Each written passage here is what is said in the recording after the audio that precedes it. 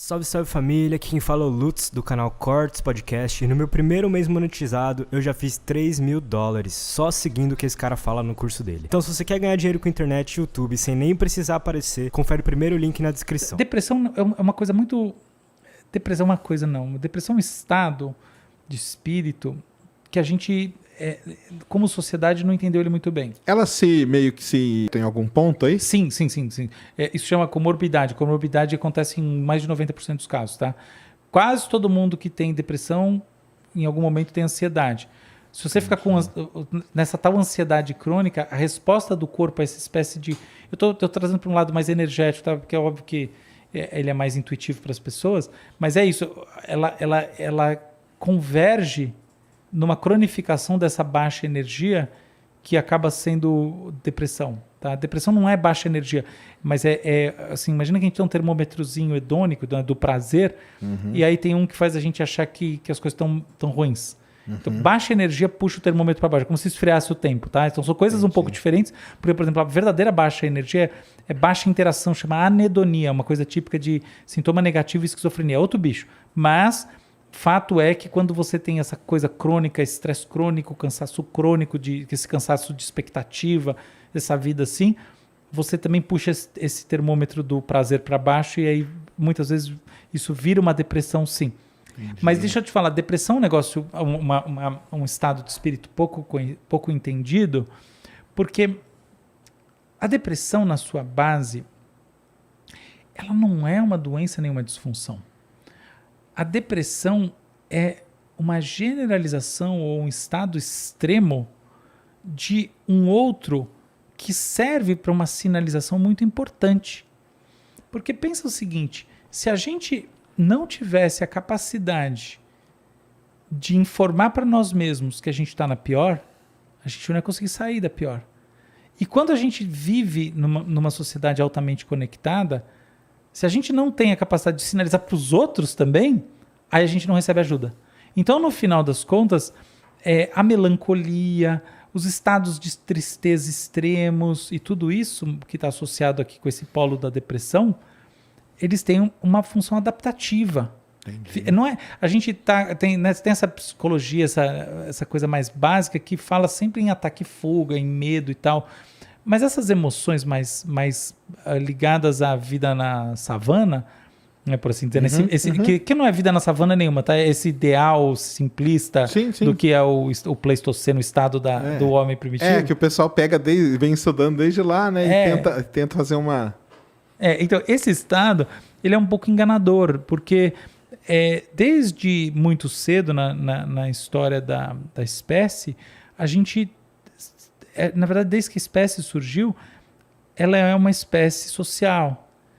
E sinalizar o mal-estar tem sentido adaptativo em espécies sociais. Para poder progredir, né? Porque alguém lá te ajudar e você se manter e aí vai. Então, né?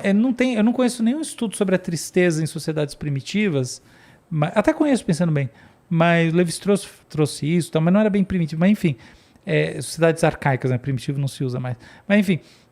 mas o primitivo não se usa mais? É mesmo? Sim. Virou uma palavra... Não pode, não é que não pode, né? É que expressa a ideia de que as sociedades do tipo ocidental e oriental, industriais urbanas, são superiores a essas outras. Essa ideia de primitivo, né? Eu, para falar a verdade, eu acho que primitivo não é uma palavra que expressa só isso. Eu acho esse tipo de ressalva a esse conceito equivocado.